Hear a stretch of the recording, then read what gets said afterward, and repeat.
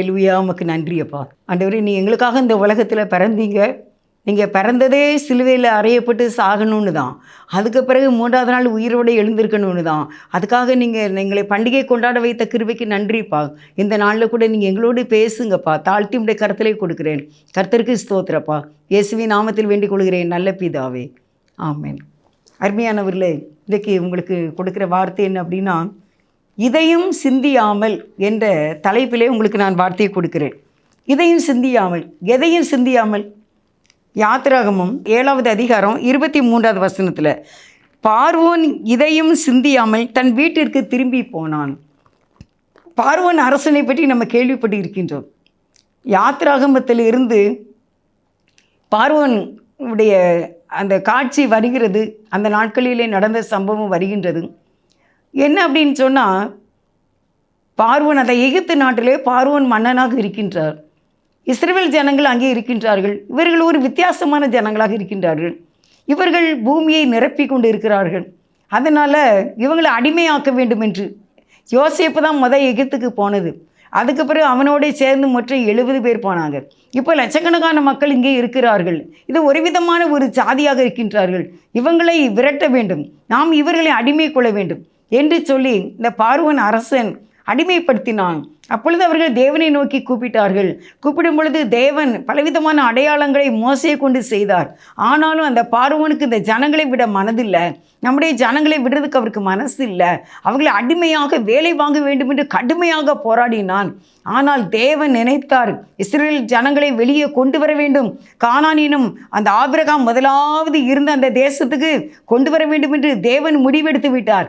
அதனால் மோசையை காப்பாற்றி அரண்மனையில் வளர்க்கப்பட்டு திருப்பி மீதியான் தேசத்தில் வனாந்திரத்திலே கண்டு இப்பொழுது அவர் மூலமாக இஸ்ரவேல் ஜனங்களை வெளியே கொண்டு வர முயற்சி எடுக்கும்போது அங்கே பலவிதமான பிராபலங்கள் வருகிறது, நோய்கள் வருகிறது, வாதைகள் வருகிறது, பலவிதமான தண்ணீர் இரத்தமாக மாறுகிறது, தவளைகள், பேன்கள், இப்படியான எத்தனையோ 10 கிட்டக்க வாதைகள் வந்தாலும் இந்த பார்வோன் அரசனுக்கு அதை சிந்திக்க முடியவில்லை.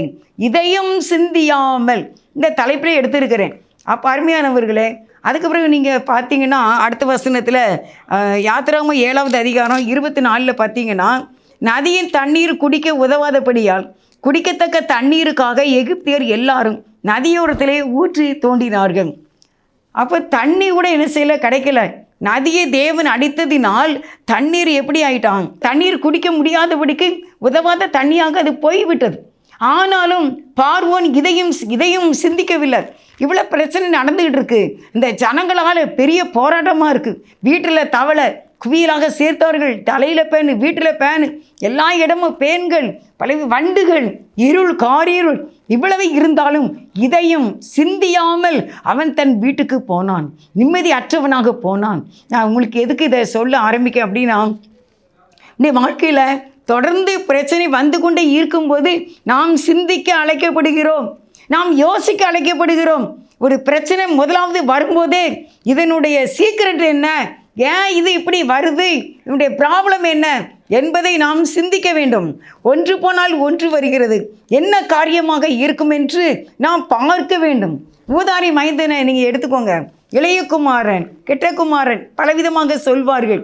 அந்த குமாரன் என்ன செய்தான், லூக்கா 15 அதிகாரம், அவன் தன்னுடைய தகப்பனிடத்திலே எல்லா ஆஸ்திகளையும் சொத்துகளையும் பணங்களையும் வாங்கி கொண்டு போய் அவன் என்ன ஆயிட்டானாமா, அவன் எல்லாவற்றையும் இழந்து விட்டான், பணம் செலவழிந்து விட்டது. நான் வாசிக்கிறேன், லூக்கா 15வது அதிகாரத்தில் 14வது வசனம். எல்லாவற்றையும் அவன் செலவழித்த பின்பு அந்த தேசத்திலே கொடிய பஞ்சம் உண்டாயிற்று.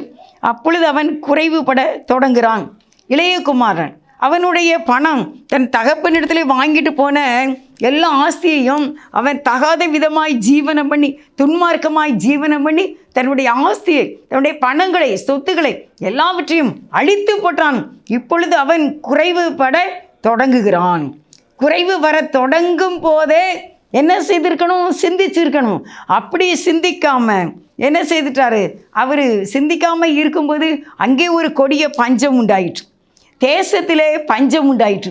இப்போ பஞ்சம் வந்துட்டு, ஐயோ பஞ்சம் வந்துட்டு, நம்மகிட்ட பணம் கையில் இல்லை, உடனே என்ன செய்யணும், அப்பாட்ட போகணும். அப்படின்னு தெரியாமல் அவன் இந்த தேசத்தில் வேலைக்காரனாக ஒருவனை தேடுகின்றான். அப்படி தேடி பன்றிகளை மேய்க்கக்கூடிய ஒருவனிடத்தில் போய் சேருகின்றான். அந்த பன்றி மேய்க்கிற ஒருவனிடத்தில் போனால் அந்த பன்றிகளுக்கு தவிடு வைக்கின்றார்கள். தவிடு உங்களுக்கு தெரியும், தவிடு வைக்காங்க. அப்போ அந்த தவிடு கூட அவனுக்கு என்ன செய்ய மாட்டேங்காங்க, கொடுக்க மாட்டேங்காங்க. தவிடையும் கொடுக்காதனால அவனுக்கு பசி ரொம்ப ஆகிடுது. அப்போ தான் அவனுக்கு என்ன செய்தாமா, புத்தி தெளிந்தது என்று லூக்கா 15:15 பாருங்கள். அந்த தேசத்து குடிகளில் ஒருவனிடத்தில் போய் ஒட்டி கொண்டான். அந்த குடியானவன் அவனை தன் வயல்களில் பன்றிகளை மேய்க்கும்படி அனுப்பினான். 16 அப்பொழுது பன்றிகள் தின்கிற தவிட்டினாலே தன் வயிற்றை நிரப்ப ஆசையாக இருந்தான், ஒருவனுக்கும் அதை அவன் கொடுக்கவில்லை. இப்போ அவனுடைய பணங்கள் செலவழிந்த உடனே அவனுக்கு புத்தி தெளிந்திருக்க வேண்டும். ஃபஸ்ட்டு வார்னிங் ஏதோ ஒன்று குறைவுபட தொடங்குகிறது, எல்லாம் செலவழிந்து போயிற்று, தரித்திரம் ஆரம்பிக்கிறது, சமாதானம் குறைகிறது என்ற உடனே அலாட்டாக இருக்கணும். எதுக்கு இந்த பிரச்சனை, ஒன்று போனால் ஒன்று ஏன் வருகிறது, என்ன காரியம் இது, அலாட்டாக இருக்க வேண்டும். ஆல்ரெடி தேவன் நமக்கு சமாதானத்தை தந்திருக்கும் போது ஏன் இந்த பிரச்சனை, எதனால் இந்த போராட்டம், எதனால் இந்த கண்ணீர் என்று அலாட்டாக வேண்டும். அருமையானவர்களை, சமாளிக்க பழகக்கூடாது, பிரச்சனையோட பழகக்கூடாது, பிரச்சனையோட வாழணும்னு நினைக்கக்கூடாது. அதில் இருந்து விடுதலையாக வாழதான் இயேசு பிறந்தார். அதற்காக தான் சிலுவையிலே அறையப்பட்டார், மரித்தார், உயிர்த்தார், இன்றைக்கு நமக்காக பரிந்து பேசி கொண்டு இருக்கின்றார். தேவன் அருமையானவர்களே, குறைவுபட தொடங்கும் போது புத்தி தெளிந்திருக்க வேண்டும். தேசத்திலே பஞ்சம் வந்து விட்டது, இப்பொழுது புத்தி தெளிந்திருக்க வேண்டும். இப்போ ஒருத்தங்கிட்ட போய் வேலைக்கு சேர்ந்தான், அவனு என்ன செய்யல, ஆகாரம் கொடுக்கல, பன்றி திங்கிற தவிட கூட கொடுக்கவில்லை. கடுமையான பஞ்சம், தாங்க முடியாத சிச்சுவேஷனில் அப்பொழுதுதான் அவனுக்கு புத்தி வருகிறது. இப்படி வாழ்க்கையில் கூட இந்த பார்வன் பிரச்சனைக்கு மேலே பிரச்சனை, அதையும் சிந்திக்கவில்லை.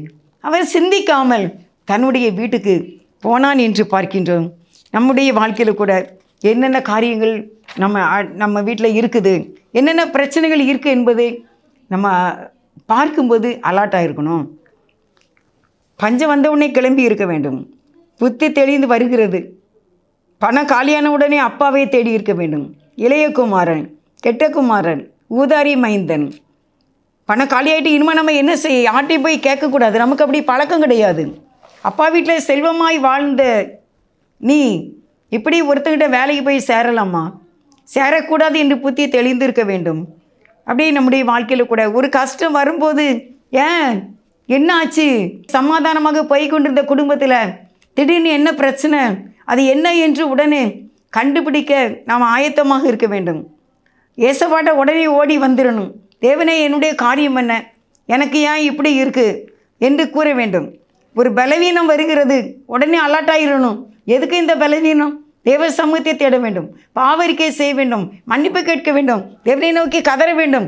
ஆண்டவரே, என்னுடைய பலவீனம், நீங்கள் சொன்னீங்களே இஸ்ரவேலில் ஒருவன பலவீனன் இல்லை, பலவீனன் எவனு தன்னை பலவான் என்று சொல்வானாக என்று வேதம் சொல்லுகிறது. இன்றைக்கி நான் பலவீனமாக இருக்கின்றேன், உன்னுடைய காரியம் என்ன என்பதை அறிந்து கொள்ளும்படியாய் புத்தி தெளிய வேண்டும். தேவனை நோக்கி ஓட வேண்டும், தேவனிடத்திலே ஒட்டி கொள்ள வேண்டும், தேவனை நோக்கி பார்க்க வேண்டும் என்று உங்களுக்கு நான் ஆண்டவருடைய கிருபையினால் தேவனுடைய வார்த்தை உங்களுக்கு சொல்லி கொண்டு இருக்கின்றேன். அதுதான் தேவனுடைய விருப்பமும் கூட.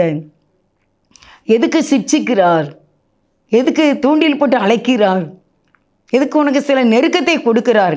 நீ பாதை தவறுற, நீ ட்ராக்கு மாறுற, உன் மைண்டு வந்து இப்போ பணத்துக்கு போகுது, உன்னுடைய மைண்டு இப்போ புகழை தேடுது.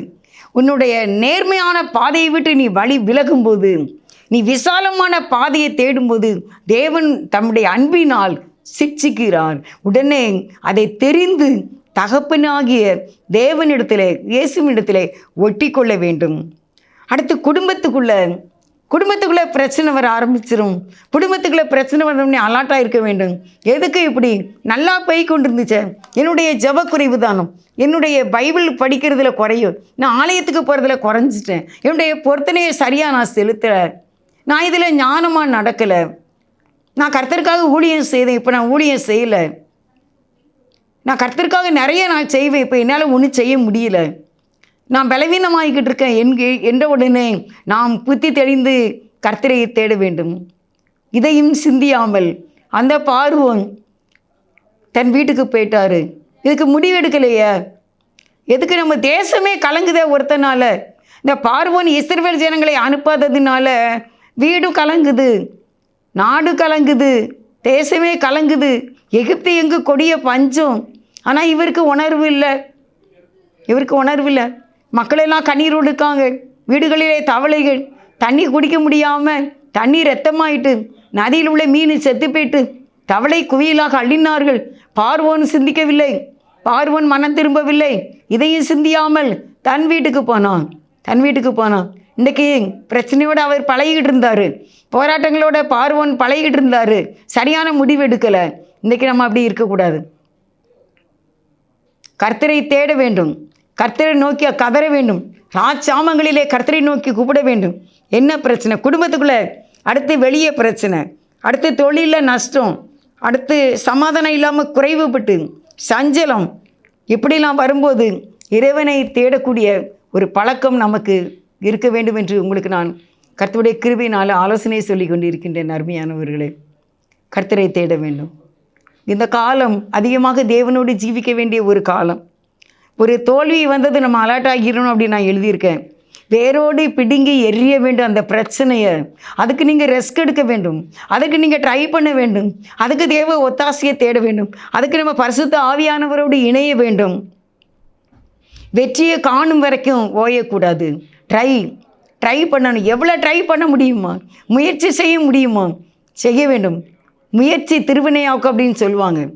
முயற்சி உடையார் இகழ்ச்சி அடையார். இந்த பிரச்சனை ஓய்வு வரைக்கும், இந்த நல்ல காரியம் எனக்கு நடக்கும் வரைக்கும் நான் ஓய மாட்டேன். இந்த நல்ல காரியம் நடக்காமல் இருக்கிற தடைகளோடு நான் பழக மாட்டேன். எனக்கு விரோதமான ஒன்று போராடி கொண்டு இருக்கின்றதோடு நானும் சேர்ந்து கொள்ள மாட்டேன். அதை நான் தூக்கி எறிய வேண்டும் என்று விரும்ப வேண்டும். நம்ம வீட்டுக்குள்ளே நான் அப்படி எழுதியிருக்கேன் பார்த்துக்கோங்க. வீட்டுக்குள்ளே ஒரு பாம்பு வந்துச்சு. நம்ம வீடு சின்ன வீடு, 10க்கு 10 இல்லை கூட. நீங்கள் 4 சென்ட் 5 சென்டில் வீடு கட்டியிருக்கீங்க. உங்கள் வீட்டுக்குள்ளே ஒரு பாம்பு நீங்கள் பார்த்துட்டீங்க. நீங்கள் எப்படி அந்த வீட்டுக்குள்ளே இருப்பீங்க? அந்த பாம்பு எங்கே இருக்குன்னு கண்டுபிடிச்சி அதை உங்களுடைய கண் காண அதை கொல்ல வரைக்கும் நீங்கள் ஓய மாட்டீர்கள் அல்லவா? நீங்கள் அந்த பாம்போடே நீங்கள் பழகுவீர்களா? அது உங்கள் மெத்தையில், உங்களுடைய மெத்தைக்கு கீழே, கட்டிலுக்கு கீழே, கட்டிலில் உள்ள மெத்தைக்கு கீழே அது போய் படுத்து இருக்குமே, அது மறையுமே, அது ஒளிந்து கொள்ள ஆசைப்படுமே. அது எந்த இடத்துல ஒளிஞ்சிருக்கும்? அது உங்களுடைய மிக்சிக்கு கீழே போய் ஒளிஞ்சிருக்கலாம் இல்லை? நீங்கள் மாவரைக்கும் போது கிரைண்டருக்குள்ளே போய் அது ஒளிஞ்சிருக்கலாம் இல்லை? அது உங்களுடைய ஆடைகளுக்குள்ளே போய் இருக்கலாம் இல்லை? உங்களுடைய பீரோலுக்குள்ளே போய் அது ஒளிஞ்சிருக்கலாம் இல்லை? அந்த பாம்போடு எப்படி நம்ம பழக முடியும்? அது கூட நம்ம எப்படி இருக்க முடியும்? முடியாது, நெவர். அப்படியானால் எப்படியாவது பாம்பை கண்டுபிடிக்க வேண்டும். அதற்கு ஆலோசனை செய்வோம். அதுக்கு நம்ம ஃபயர் சர்வீஸை கூப்பிடுவோம். எங்கள் வீட்டுக்குள்ளே ஒரு பாம்பை நான் பார்த்தேன் கண்ணால். ஒருவேளை அது விரியன் பாம்பா, இல்லை அது சார பாம்பா, ஏதோ ஒரு பாம்பை நான் பார்த்து விட்டேன். இந்த வீட்டுக்குள்ளே நான் எங்களுடைய பிள்ளைகள் என்ற கணவனும் எங்களால் இருக்க முடியாது. அதனால் ஃபயர் சர்வீஸ் மூலமாக எல்லாவற்றையும் எடுத்து அந்த பாம்பை கண்டுபிடித்து எங்கள் கண் காண அதை கொன்றால்தான் இந்த வீட்டுக்குள்ளே போக முடியும் என்று நாம் செய்வோம் அல்லவா? அப்படிப்பட்ட முடிவு எடுக்கும் வரைக்கும் நம்ம தீர்மானம் எப்படி இருக்கும்? நம்ம எவ்வளவு அலர்ட்டாக இருப்போம், எப்படி தீவிரமாக இருப்போம்? என் வீட்டுக்குள்ளே பாம்பு போச்சு, நான் கண்ணால் பார்த்தேன். நான் வீட்டுக்குள்ளே என் பிள்ளைகளை கடிச்சிரும், என்ன கடிச்சிரும், என் மனைவியை கடிச்சிரும், என் புருஷனை கடிச்சிரும்னு எவ்வளவு தீவிரமாக நம்ம செயல்பட்டு அதற்காக முயற்சி எடுப்போமோ, அப்படி போல பிரச்சனைகள் வரும்பொழுது தெளிவு வந்து விட வேண்டும். பிரச்சனையோட பழக ஆசைப்படாதீர்கள், பிரச்சனைகளோட வாழ ஆசைப்படாதீர்கள். அதை வெளியே தூக்கி எரிந்து கொள்ள வேண்டும், அதை நம்மை விட்டு அப்புறப்படுத்த வேண்டும். நமக்கு வரக்கூடிய ஆசீர்வாதங்களை தடுக்கிற காரியங்களை நாம் அழித்து ஜெயம் எடுக்க வேண்டும். அதுக்கு தான் இயேசு பிறந்தார், அதுக்கு தான் அவர் நிந்திக்கப்பட்டார், அதுக்கு தான் அவரை சிலுவையில் அறைந்தார்கள், அதுக்காக அவர் மரணத்தை ருசி பார்த்தார், நமக்காக மரணத்தை ருசி பார்த்தார், நமக்காக சாபமானார். அவரை சிலுவையிலே அறைந்தார்கள், நிந்தித்தார்கள், எச்சி துப்பினார்கள், கன்னத்திலே அடித்தார்கள். நமக்காக உயிரையே கொடுத்தார். ஆனால் 3வது நாள் உயிரோடு எழுந்து விட்டார். அதை சொல்லாமல் என்னால் இருக்க முடியாது. அவர் உயிரோடு எழுந்ததுனால என்னுடைய பிரச்சனைக்கு தீர்வு இருந்துச்சு, என்னுடைய போராட்டத்துக்கு ஒரு தீர்வு இருந்துச்சு. அவர் உயிரோடு இருக்கிறார், இன்றைக்கும் உங்களோடு இருக்கிறார். அவர் பிறந்தார். அவர் சொல்கிறாரு, மரித்தேன், ஆனாலும் இதோ சதா காலங்களிலும் உங்களோடு இருக்கிறேன், உயிரோடு இருக்கிறேன், உங்களோடும் இருக்கிறேன். உங்களுடைய பிள்ளைகளுக்கு திருமண காரியம் தடையாகி கொண்டு இருக்கின்றது. நீங்கள் ஆனால் சாதாரணமாக இருக்கீங்க, நீங்கள் அமைதியாக இருந்துக்கிட்டு இருக்கீங்க. நீங்கள் வேகமாக செயல்பட வேண்டுமே.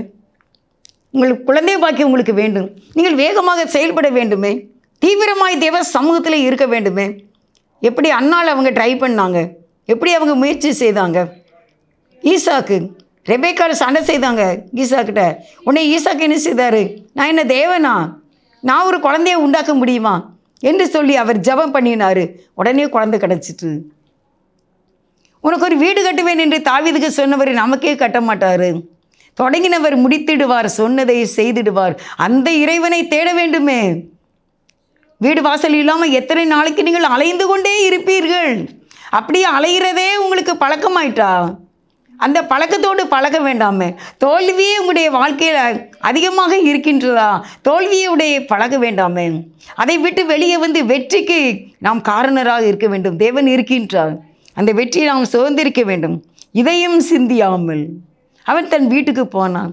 இவ்வளவோ பிரச்சனைகள், என்னமா கஷ்டங்கள், என்னமா கேவலங்கள், என்னமா கண்ணீர். சிந்திக்க வேண்டுமே, சிந்திக்க வேண்டுமே. தேவ சமூகத்தை நோக்கி வர வேண்டுமே. வேதத்தை எடுத்து வாசிக்க வேண்டுமே. அருமையானவர்களே, உடைய வீட்டில் உடைய தனிப்பட்ட வாழ்க்கையில் குழப்பமாக இருக்க ஒரு நாள் கூட அதை நீங்கள் சம்மதிக்கவே கூடாது. எபேசியர் 4வது அதிகாரம் 26வது வசனத்தை உங்களுக்கு வாசிக்கிறேன். நீங்கள் கோபம் கொண்டாலும் பாவம் செய்யாதிருங்கள். சூரியன் அஸ்தமிக்கிறதுக்கு முன்பாக உங்கள் எரிச்சல் தனியே கடவுது. உங்களுடைய கோபம் தனியே கடவுது. சூரியன் மறையும் வரைக்கும் ஒரு நாள் கொடுக்காரு, ஒரு நாள் ஃபுல்லாக கொடுக்காரு. சூரியன் மறைய போது நீ எரிச்சலை விட்டுரு, சூரியன் மறைய போது உன் கோபத்தை விட்டுரு. நீ சமாதானமாயிரு, நீ என்ன செய்திரு, சந்தோஷமாயிரு, நீ ஒப்பரவாயிரு, நீ கீழ்ப்படிஞ்சிரு, நீ இறங்கி வந்துரு, நீ தேவ சமூகத்தில் மன்றாடிரு. ஆலயத்துக்கு போய் உன்னுடைய விண்ணப்பத்தை தேவனுக்கு தெரியப்படுத்து. சூரியன் மறைய போவது உன் கோபம் தணிய வேண்டும், உன்னுடைய பிரச்சனைக்கு முடிவு வேண்டும் என்று நான் சொல்லுகின்றேன். சூரியன் காலையில் தொடங்கின அந்த தோல்வி சூரியன் மறைகிறதுக்குள்ளாக அதிலே நம்ம வெற்றியை காண வேண்டும். முழுவதும் சமாதானத்தை தேடி பூர்வ பாதைகள் எது என்று நாம் பார்க்க வேண்டும். நம்முடைய முற்பிதாக்கள் ஆபிரகாம், ஈசாக்கு, யாக்கோப்பு, நம்முடைய அப்போஸ்தலன் பவுல் எல்லாரும் எப்படி அவங்க அலாட்டாக இருந்தாங்க. தங்களுடைய காரியங்களில் பேதுருவை ஜெயிலில் போட்டாங்க, ஆனால் தூக்கினாங்க. அவருக்கு ஒரு ஊக்கமான ஜெபம் நடந்தது. பவுலையும் சீலாவையும் ஜெயிலில் போட்டாங்க. அவர்கள் அதிகமாக கர்த்தரை பாடி துதித்து அவர்கள் ஜெபம் பண்ணினார்கள். அன்று இரவே சூரியன் மறையும் அந்த நேரத்திலேயே கர்த்தர் அவர்களுக்கு விடுதலையை கட்டளையிட்டார். அருமையானவர்களே, இன்றைக்கு அப்படிப்பட்ட விடுதலையை உங்களுக்கு தர தேவன் காத்திருக்கின்றார். அவருடைய ஆதரவு நமக்கு இருக்கின்றது. அவர் தாயை போல, தாயை விட மேலாக அணைக்கிறவர், ஆதரிக்கிறவர், அவருடைய சிறகுக்கு கீழாக நம்மை வைத்து பாதுகாக்க வேண்டும் என்று நினைக்கிறவர். தாய் பறவை செட்டை கொண்டு மூடியே கண்மணி போல் என்னை பாதுகாக்கிறார். தாய் பறவை செட்டை கொண்டு மூடியே கண்மணி போல் என்னை பாதுகாக்கிறார். நீரே என் பலன், நீரென் அடைக்கலம், ஆபத்து காலத்தில் என் துணை, சுற்றி நின்று என்னை காக்கும் கண்மலை, அமர்ந்திருந்து தேவனை நான் அறிகிறேன், அவர் பதத்தில் நித்தம் வலிமை பார்க்கிறேன்.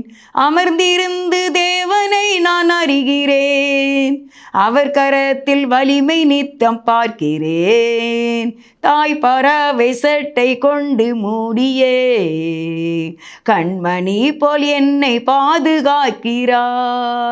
தாய் பறவை சட்டை கொண்டு மூடியே கண்மணி போல் என்னை பாதுகாக்கிறார். தாய் பறவை தன்னுடைய குஞ்சுகளை பாதுகாக்குது போல தேவன் நம்மை பாதுகாக்க அவர் ஆவலாய் இருக்கின்றார். அவர் ஆவலாய் இருக்கின்றார். உன்னை அழைக்கிறார், உங்களை அழைக்கிறார். பாம்போடைய பழகி கொண்டு இருக்காத, பிரச்சனையோடைய பழகி கொண்டு இருக்காத. அதற்கு நீ தீர்வு எடுக்க வேண்டும், அதற்கு நீ முடிவெடுக்க வேண்டும், அதற்கு நீங்கள் பிரயாசப்பட வேண்டும். தேவ சமூகத்திலே அமர்ந்திருந்து ஜெயம் எடுக்க வேண்டும். தேவன் ஆதரவு நமக்கு இருக்கு, அவருடைய சப்போர்ட் நமக்கு இருக்கு. அவர் இரவும் பகலும் நமக்காக பரிந்து பேசி கொண்டு இருக்கின்றார். என் பிள்ளை தெரியாமல் இந்த தப்பை பண்ணிட்டு மன்னிச்சிருங்க. அவருடைய இரத்தத்தை அவர் நமக்காக தந்து நம்முடைய பாவங்களை மன்னித்து அதை ஆழ்கடலில் எரிந்து விட்டு நம்மை அணைக்க இருக்கின்றார். அவர் தேடி வந்த தெய்வம், தேடி வந்த தெய்வம். காசு பணம் இல்லாம, முகவரி இல்லாம, தனிமையில் நான் அழுதது நீர் மறக்கலையே. காசு பணம் இல்லாம, முகவரி இல்லாம, தனிமையில் நான் அழுதது நீர் மறக்கலையே. நான் உடைஞ்சி போய் கிடந்தேன், நான் உடைக்கப்பட்டு கிடந்தேன், என்னை தூக்கி எடுக்க நீர் மறக்கலையே. உம்மை ஆராதிப்பேன் அழகு, என்னை மன்னிக்க வந்த அழகு, உம்மை பாட உம்மை புகழ ஒரு நாவும் பத்தலையே. உம்மை பாட உம்மை புகழ ஒரு நாவும் பத்தலையே. காசு பணம் இல்லைங்க, முகவரி இல்லை. எனக்கு கல்யாணத்துக்கு எனக்கு எங்கள் மாமியார் என்னை பெண் பார்க்க வரும்போது எங்கள் வீட்டுக்கு நம்பர் கிடையாது, எங்கள் வீட்டுக்கு முகவரி கிடையாது. ஆனால் தேவன் என்னை முன்குறித்திருந்தார். தனிமையில் நான் அழுததை அவர் மறக்கலை. நான் ஒரு நாளைக்கு 4 நேரம் ஆலயத்துக்கு போவேன் ஏசப்பா கிருபையினால். எனக்கு சும்மா வீட்டில் இருந்த உடனே என்னை முதுகில் ஒரு கை ப்ரெஸ் பண்ணும், சர்ச்சுக்கு போ, சர்ச்சுக்கு போ. 4 நேரம் போவேன். அம்மா கூட கேட்பாங்க, என்னம்மா 4 நேரம் கோயிலுக்கு போகிறேன்? ஆமாம், எனக்கு போகணும் போல் இருக்குது. அப்படியாக போனேன். என் தேவன் என்னை அப்படி வழி நடத்தினார். அவர் அறியலை, அவரை பற்றி எனக்கு ரொம்ப தெரியாது, பைபிளே கிடையாது, நாங்கள் பார்த்ததே இல்லை. ஆனாலும் அவர் தாய் பறவை போல நம்மை பாதுகாக்க அவர் இரக்கத்தின் வடிவமாக இருக்கின்றார், இரக்கத்தின் ஐஸ்வர்யமாக இருக்கின்றார். ஒரு மனிதனை நீங்கள் எப்படி வீராவேசமாக பார்க்கின்றீர்கள்? ஒரு போலீஸ்காரரை, ஒரு சப் இன்ஸ்பெக்டரை, சூப்பரண்ட் ஆஃப் போலீஸை நீங்கள் எப்படி பார்க்கீங்க? பயமாக பார்க்கீங்க. ஏன்னால் அவருடைய அதிகார தோரணை, அவர் நிறைய ஸ்டார் வச்சிருப்பார், பெரிய நாடா போட்டிருப்பார், கையில் கன் வச்சிருப்பார். இயேசுவை நீங்கள் பார்க்கும்போது அரவணைக்கும் அன்பான தேவனாக நீங்கள் பார்த்தால் எப்படி போலீஸ்காரனுக்கு பயப்படுற மாதிரி ஆண்டவரை பார்க்கும்போது அன்பாய் நீங்கள் பாருங்கள். அந்த தோல்வியில் இருந்து நம்மை தூக்கி எடுப்பார், நம்ம சிந்திக்க வைப்பார், நமக்கு உபதேசம் கொடுப்பார். நான் கூட தான் இருக்கேன், கூட தான் இருக்கேன், நான் உன்னை விட்டு விலகவும் மாட்டேன், உன்னை கைவிடவும் மாட்டேன். உள்ள அம்மா இல்லை, அப்பா இல்லை, யாருமே இல்லை, யாரையோ இழந்துட்டோம், எங்கேயோ நம்ம ஏமாந்துட்டோம், நம்ம சொத்தை ஏமாற்றிட்டாங்க, நம்ம சொத்தை நம்ம இழந்துட்டோம், ஏமாந்துட்டோம். கண்ணீராக இருக்கீங்களா? கர்த்தர் உதவி செய்வார். சிந்திக்க வேண்டும், செயல்பட வேண்டும் என்று உங்களுக்கு நான் கர்த்தருடைய கிருபையினால் சொல்லி கொண்டு இருக்கின்றேன். எபேசியர் அந்த அதிகாரத்தில் சொல்கிறாரு. எபேசியர் 4வது அதிகாரத்தில் நம்ம பார்த்த அந்த வசனத்தை, உங்களுடைய கோபம் தனிய கிடவுது, நீங்கள் எரிச்சலோடையே ஒரு நாளை கழிச்சிடாதீங்க. பவுல் சீலாவுடைய கட்டுகளை அவிழ்த்த ஆண்டவர் உங்களுக்கு எந்த காரியம் இருக்கோ, நீ கேட்கின்றது ஒரு அண்ணனா, ஒரு அக்காவா, ஒரு தங்கச்சா, ஒரு தம்பியா, ஒரு தாயா, தகப்பனா தெரியல எனக்கு. நீங்கள் கோபத்தை நைட்டோடு நீங்கள் க்ளோஸ் பண்ணிடுங்க, அது வெளியே விரட்டி விட்டுருங்க. சமாதானத்தின் தேவன் அப்பொழுது உங்களோடு கூட இருந்து உங்களுக்கு ஜெயம் கொடுப்பார். வேதத்தின் அடிப்படையில் நீங்கள் கீழ்ப்படுகின்றீர்கள். அடுத்து நீங்கள் பார்த்தீங்கன்னா பூர்வ பாதைகளை பார்க்க வேண்டும். ஆபிரகாமை நினைக்க வேண்டும், எப்படி விட்டு கொடுத்தாரு. லோத்து எப்படி விட்டு கொடுக்கல, கஷ்டப்பட்டாரு. ஆபிரகாம் எப்படி விட்டு கொடுத்தாரு, ஆசீர்வதிக்கப்பட்டாரு.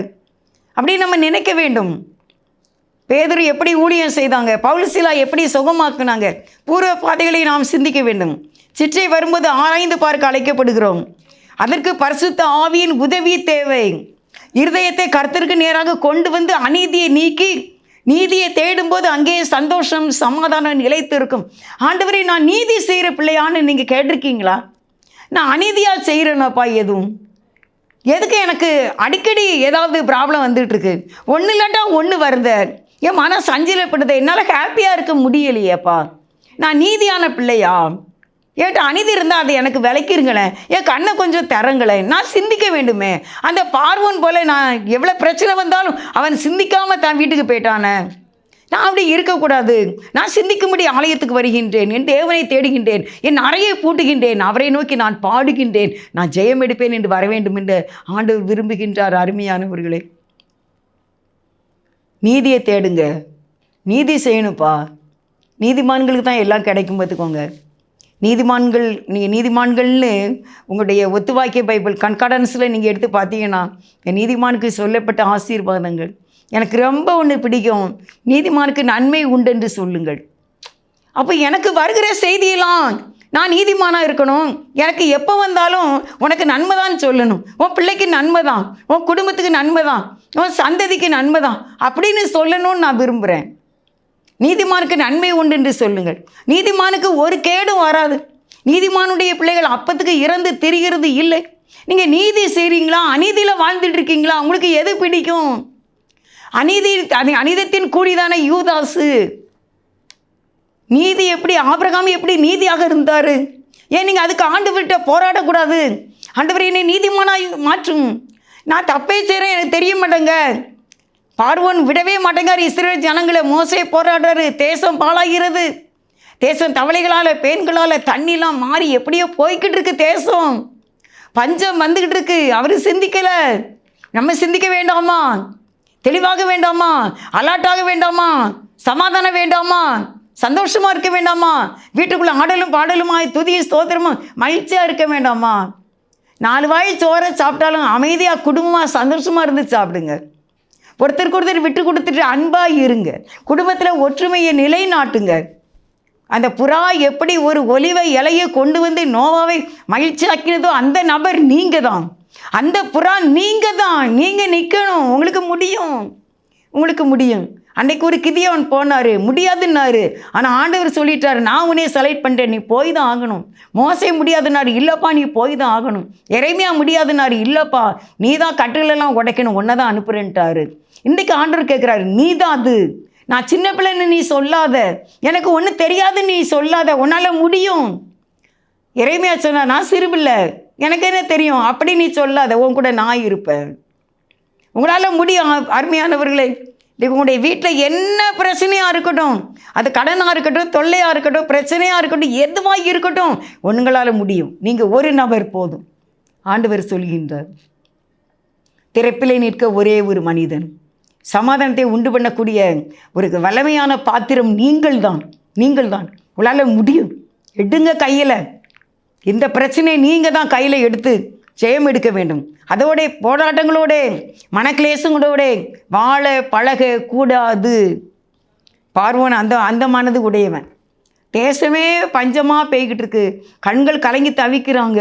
ஆனால் அவன் அதோட பழகின மனது உடையவன். நமக்கு அந்த மனது வேண்டாம். ஒரு சின்ன விஷயத்தில் கூட நிமித்தம் வீட்டுக்குள்ளே தடுமாற்றம் வரும்போது அலாட்டாகி வேத வாசிக்க ஜெபிக்க என்ற கையாள வேண்டும். நான் இந்த செய்தி எடுக்கும்போது இன்றைக்கி காலையில் நினைக்கிறேன், எனக்கு இது வந்துச்சு. நான் உடனே எழுதி வச்சேன். ரெட்டிங்கில் கோடு போட்டதுனால எனக்கு அது இப்போ நான் அதை பார்த்தேன்.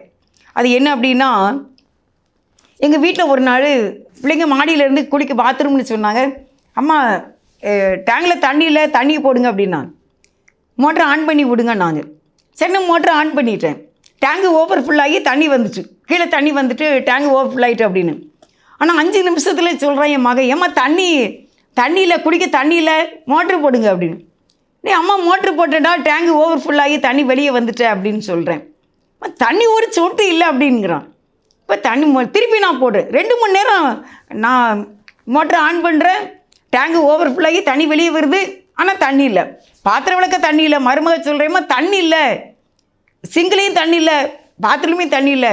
நான் கீழே ஒரு பாத்ரூம் இருக்குது, அதை பூட்டி இருக்கு, அதை நான் பார்க்கவே இல்லை. இப்போ என் மகன், என்னடா 2 மணி நேரம் டேங்கு ஓவர் ஃபுல் ஆகுது, தண்ணி இல்லைங்கிறாங்களா அம்மா அப்படின்னு சொல்லிட்டு ஒவ்வொரு டேப்பாக பார்த்தாச்சுன்னா கடைசியில் கீழே உள்ள பாத்ரூமில் ஒரு டேப்பு திறந்துருக்கு.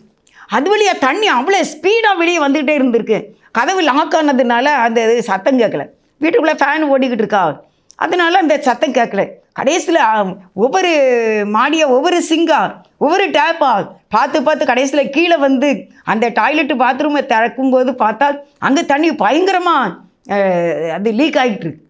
உடனே அதை மட்டும் ஸ்டாப் பண்ணிவிட்டு அடுத்து தண்ணி போட்டால் 5 நிமிஷத்தில் டேங்கு நிறைஞ்சிட்டு தண்ணி வந்துட்டு. அருமையானவர்கள், ஒரு சின்ன லீக்கு தான். அதை கண்டுபிடிக்கிறதுக்குள்ளே எவ்வளோ நேரம் ஆகிட்டு தெரியுமா? அதை நான் யோசிக்கவே இல்லை. அதை நான் மட்டும் தான் அதிகமாக யூஸ் பண்ணுவேன், அதனால் யோசிக்கவே இல்லை. ஆனால் நான் எப்படியோ அதை திறந்து வச்சுருந்துருக்கேன். அதை சரி பண்ணின உடனே தண்ணி டேங்கு ஓவர்ஃபுல்லாகி நாங்கள் யூஸ் பண்ணோம் தான் நினச்சேன். இப்படி நம்முடைய வாழ்க்கையில் கூட இப்படி ஒரு சின்ன காரியம் கூட உங்களுடைய வாழ்க்கையில் அது லீக் ஆகிறதுனால பிரச்சனையா? யோசித்து பாருங்கள். தேவ சமூகத்தில் காத்திருங்க, கண்டுபிடிச்சி ஜெயத்தை எடுக்க உங்களால் முடியும். அருமையானவர்களே, நீங்கள் நிம்மதியாக வாழ வேண்டும், நீங்கள் தேவனை சார்ந்து கொள்ள வேண்டும். கர்த்தர் உங்களுக்கு அற்புதங்களை செய்ய ஆவல் உள்ளவராக இருக்கின்றார். அவரை நோக்கி பார்த்து நாம் ஜெயம் எடுக்க தேவன் நம்மை அழைக்கின்றார். நம்ம ஜெபம் செய்வோம். அர்ப்பணித்தேன் என்னை முற்றிலுமாய் அற்புத நாதாவும் கரத்தில், அனைத்தும் உமக்கே சொந்தம் என்று அன்பரே என்னையே தத்தம் செய்தேன். அனைத்தும் கிறிஸ்துவுக்கே எந்த அனைத்தும் அர்ப்பணமே. என் முழு தன்மைகள் ஆவல்களும் அனைத்தும் கிறிஸ்துவுக்கே. என் முழு தன்மைகள் ஆவல்களும் அனைத்தும் கிறிஸ்துவுக்கே. ஆண்டவரே, உம்முடைய கரத்தில் என்னை தாழ்த்தி அர்ப்பணிக்கிறேன். இதையே சிந்தியாமல் பார்வோன் தன் வீட்டுக்கு போனான். நாங்கள் அப்படி பழகக்கூடாது, பிரச்சனைகளோடு நாங்கள் பழகக்கூடாது. எங்களை நீதியின் பாதையில் நடத்துங்க தகப்பனே. எங்கே லீக் ஆகுது என்பதை, எங்கே பிரச்சனை ஆரம்பம் என்பதை கண்டுபிடித்து அதை வேரோடே இயேசுவின் நாமத்தினாலே எடுத்து ஜெயம் எடுத்து வெற்றியாய் சமாதானமாய் குடும்பங்கள் வாழ, உடைய பரிசுத்த வருகையிலே காணப்பட, உடைய ராஜ்யத்தை சுதந்திரிக்க எங்களுக்கு கிருபை செய்ய வேண்டும் என்று இயேசுவின் நாமத்தில் வேண்டிக் கொள்கின்றேன். ஜீவனுள்ள நல்ல பிதாவே, அவருடைய பிறந்த நாட்கள், திருமண நாட்கள் எல்லாம் ஆசீர்வதித்து தாங்கப்பா. இயேசுவின் நாமத்தின் நல்ல பிதாவே, ஆமென். God bless you.